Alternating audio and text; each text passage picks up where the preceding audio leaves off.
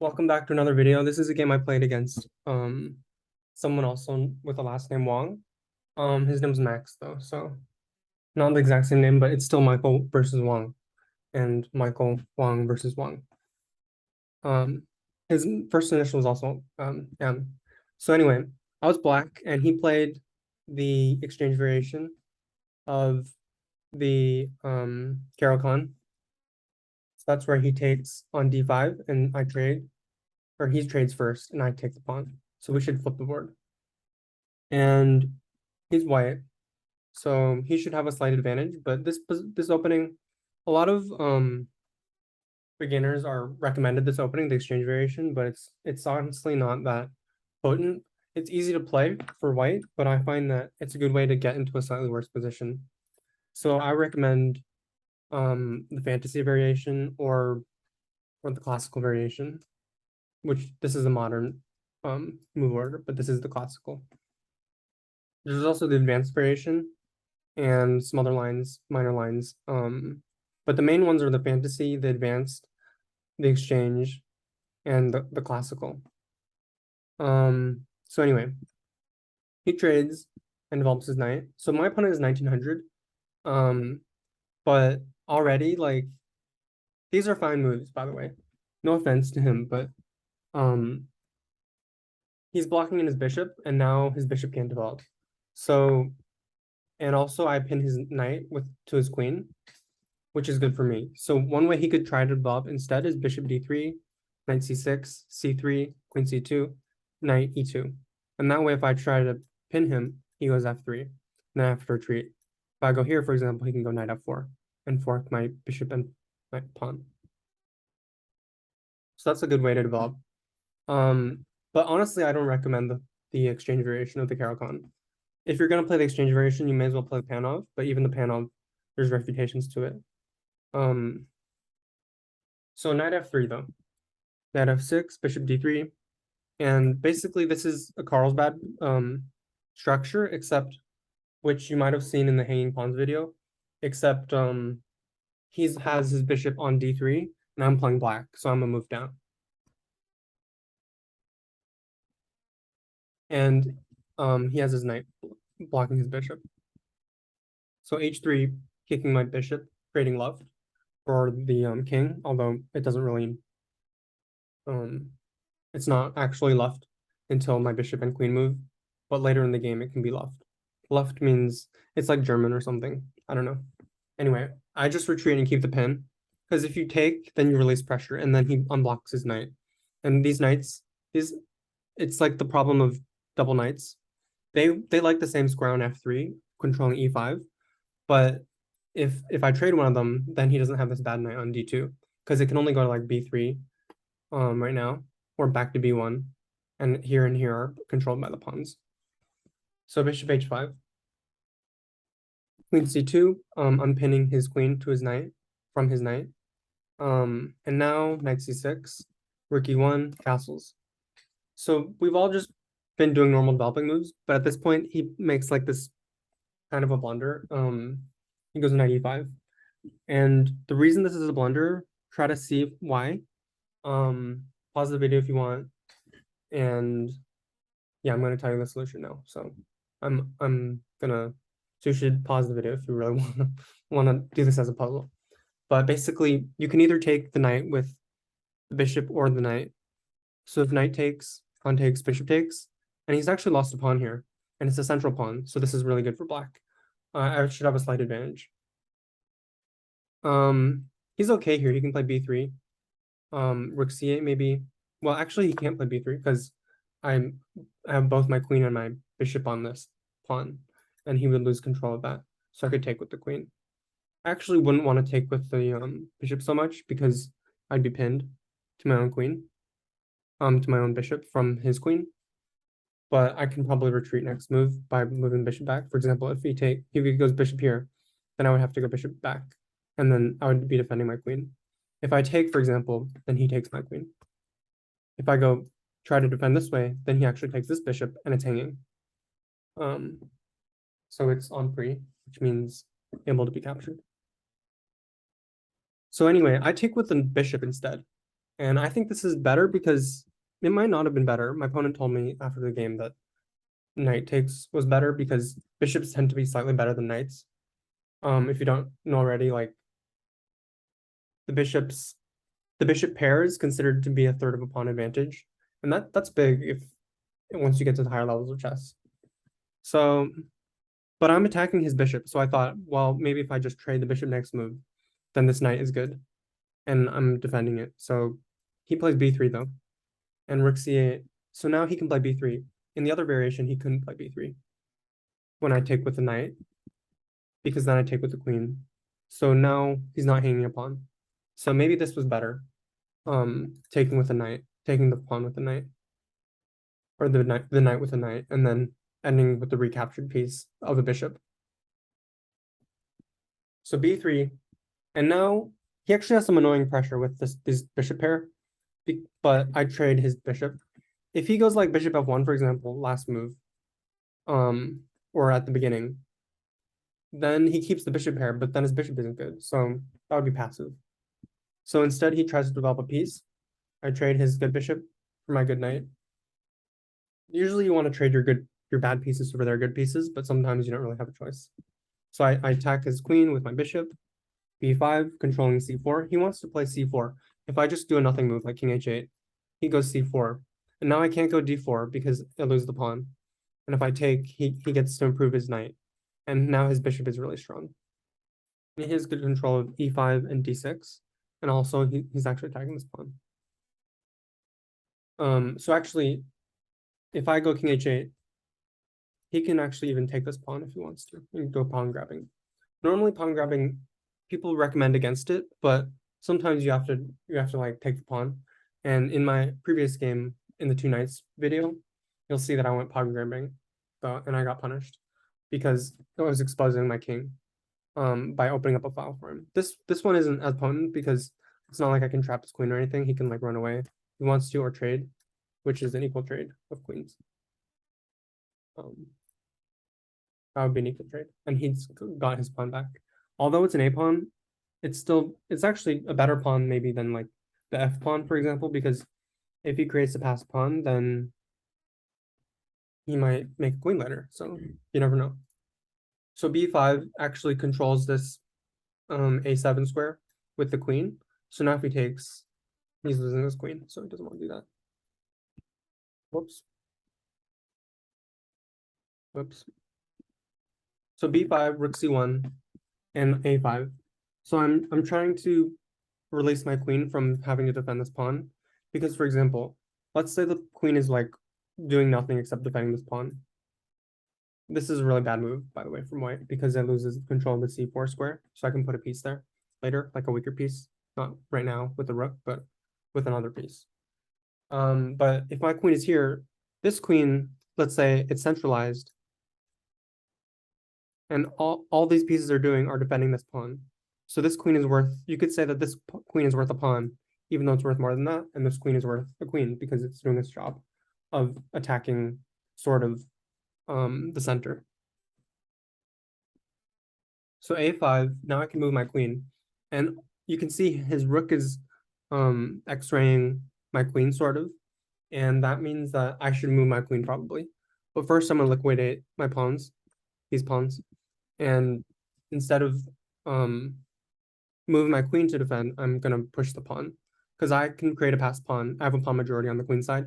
I'm giving him this passed pawn, but it's an isolated pawn, so it's harder to defend. And also, my pawns are protected. So if he doesn't have this pawn, for example, then these would be what are called protected passed pawns because there's no pawns to block them their way if they're like these, like if they run down the board. Bishop f6. So I allowed this. He gives up his bishop and doubles my pawns, but I'm still up a pawn and I have this bishop defending my king. Knight e5. And I could take this knight, but it seems unsafe because he can do a rook lift, for example, and try to checkmate me. It just doesn't feel safe to me because, yeah, but instead I end up blocking my bishop with my pawn. And my coach thought that this was like risky, but who's the grandmaster, by the way? but it turns out that I kind of need this bishop to defend my king. So I did the right thing here. So he goes knight c3, which x-rays attacks my queen. So even though I could take his knight, he takes my queen. So that'd be a bad trade. So I have to move my queen first, and that gives him time to move his knight again. So he goes knight d5, attacking my queen. And now I go queen d2. He can go a3, but and this might be the best move. He might have missed this move. Because I can't push, he takes with his queen. So if he's trading his these pawns, if we trade, for example, this pawn is harder to defend because, or if I like go here, he takes. This pawn is harder to defend because this pawn on b4 because I don't have another pawn to defend it. So he could pile his pieces on, like let's say this, and then suddenly I've lost my advantage. And actually, he would be fighting for the advantage there. So that's why he probably should have played a3 there. Queen b3 instead, which makes sense. He's blocking my pawns from advancing. And then rook d8, getting my last piece into the game. Although this bishop arguably doesn't really do much at the moment. He plays knight a7, which is a really strange move because he's moving. There's a saying called knights on the rim are dim. So he's moving his knight into the corner, which arguably is not objectively good. So I attack him. Although I'm also moving my rook into the corner, but I could potentially play a5 here, so it actually makes some sense. But now he's rerouting his knight to e5, so it actually turns out that he has a plan here. Rook d3. So now he's getting into some trouble here because he's lost time by moving his knight around. Instead of challenging the open file, my queen is really strong, and his queen doesn't have that many squares to go to. I could have played a5, but he takes my pawn, and then it's an even pawn trade because, yeah, it's basically that. And if we trade queens, like I'm just down a pawn, so I would want to take his pawn, but I don't really want to trade these pawns because, if possible, I want to keep this pawn majority, 2-1. So instead, rook d3, which is an active move, and now I'm like starting to win because rook a3. Sorry for the sound. I'm attacking his pawn, and he has to find a way to defend somehow. I calculated that queen c2, queen g5, and now he's putting his rook. As you can see, my bishop is aiming right at this queen and rook. And if I just have one move to move my pawn, he's going to be pinned to his queen. I mean, his rook is going to be pinned to his queen. His queen is going to be pinned to his rook. No, his rook is going to be pinned to his queen. Yeah. Like he goes here, I go here. He has a move to play. It's not like he's stuck or anything. And he actually finds a move. But I play f4 anyways. And he can't really stop me because if he goes g3, I play f4 and his pawn is pinned to his king. And I'm threatening to take, I'm threatening the rook. I have so many threats. And he doesn't have much counterplay except for like a maybe rook e5, which is just the one move threat. So that's why, and if he plays f4, I just take. So he doesn't even have that option. So he moves his queen out of the way, which is a good move. But f4, and now I found a way to defend my queen without trading and attacking his rook at the same time. And now he plays rook e2, and now I play rook c3. And now he doesn't have a good square to go to because if he goes, well, I'll show you what happens. He goes d2, and I can even take this pawn if I want to. It's not the best move because I have an even stronger move, which is rook c2. But if he goes here, I play f3, which is my plan all along. I'm threatening checkmate, actually. He moves the rook, and I checkmate. Also, if he blocks checkmate, I take his rook, so it's a double threat. So queen b2, it's the same problem. I play f3. But here, on queen d2, why can't I play f3? Well, he takes my queen. And I just got a rook for that, which isn't a good trade. But I have rook c7, rook c2. So he has to retreat his queen, and now he can't stay on this diagonal, pinning my pawn to my queen. Queen e3 is covered by the pawn, and c1 is covered by the rook. So actually, if he moves the queen, and he can't even go to d3. So if he goes to d3, he can take my pawn after I play f3. But if he goes anywhere else, and he can't go to d3. If he goes anywhere else, I play f3 with the double threat again. So if he goes to d3, I take it. So that's not an option for him. And even if he tries to be active by like bring his queen in, he can't even attack my rook because it's just not geometrically possible. I play f3 and he checks me. Actually, yeah, I move my king, he goes check, and then, well, actually he's trading queens here, so if I trade queens, he's okay. So he might have missed something here. So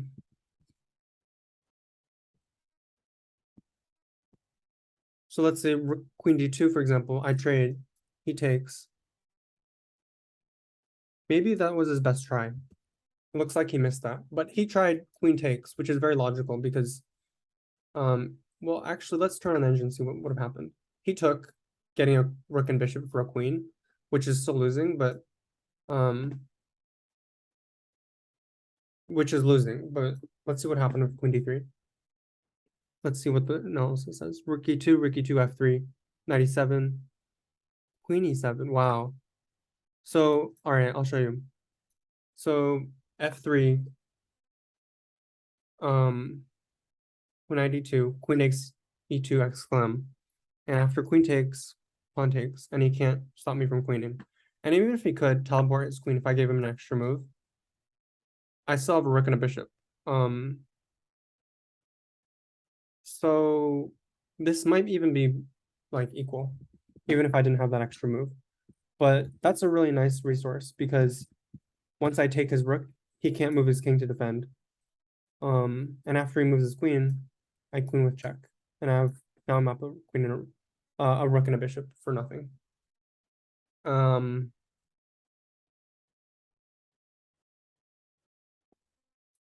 So he takes instead. So I'm not sure I would have found queen takes. I think I could have, but it kind of takes some creativity because you always want to look for checks, captures, threats. And this is a very unnatural move to play because you're sacrificing your queen. You do get a rook, but it looks like white is stopping black somehow, but he's not because the queen is too far away. So he sacrifices queen instead, and after rook c8, I chase his knight away. I didn't want to play f6, f3 because it's just a weak pawn afterwards after he plays g3 and ignores my threat basically. So yeah, instead of that, I go rook c8, trying to get his knight out and controlling this file. And then he can't fork me. Well, he can fork me, but I take with his queen, with my queen. Just if you're wondering why he didn't play knight e7 check. Anyway, knight e5, which is protected by the rook, f6, knight f3, and now I'm just converting this win. I'm pushing I'm using my advantages, which is my queen, this file. I probably should have taken. Oh, yeah, I didn't have time to because yeah, I attack his rook. He goes here and he's attacking my pawn, and this is a much stronger pawn than this pawn. If I take his pawn, for example, then he takes me, and then I have these weak pawns, and now he might be able to trade his queen for my rook somehow. Not immediately, but like if I've made a mistake, he goes check, rook here, and now he's pinning my queen to my king. So I didn't really want to give him that opportunity, so I just play here. And now he might, I mean, if he wants to have that same opportunity, he has to sacrifice his knight for 2 pawns, which isn't good. So basically, once he defends his pawn, I could attack it again, but like with my queen, but I decided to move my forward with my pawn majority. c5, good move from him. But he's too slow because I push my pawn, he takes my pawn, and now I ignore his pawn instead of recapturing by getting my material back, which seems natural. I push, and after he plays like he plays whatever, I'm queening my pawn because he can go like knight d2 and stuff, but I'm infiltrating with my queen. So this pawn is very hard to stop, even though he has 2 rooks on it. So this is the game. So I'm attacking his knight. He has to run. Queen d7, queen d2. I could also play queen here, but if king here, I don't want to queen this because he takes, and then he's X-raying, defensing his his rook, which I would be losing my extra pawn, which could become a queen, which is my whole advantage, besides my extra queen. So instead, I lose this pawn, I sacrifice it, and then now that his rook isn't defending the b1 square, now I can check him, um, forcing his king to move, and then queening my pawn. He has to sacrifice his rook for my pawn slash queen, and now I'm just winning because I have a queen. Actually, I thought he would play on here because um if he, I mean, there are some fortresses where everything is protecting itself, but after this position, like after this position, I'm breaking his fortress because his extra like 1, 2 pawns is falling apart. If he takes, I take with check, and then I take his rook. So, and if he moves his rook, he just didn't want to play this position because it's like checkmate in 2 moves. Check, knight here, checkmate. So yeah, that was the game. Thanks for watching. If you liked it, subscribe, give it a like, comment below what you thought. Um, so yeah, I played this at Foxwoods at a casino. It was a big tournament in Connecticut. Yeah, thanks for watching.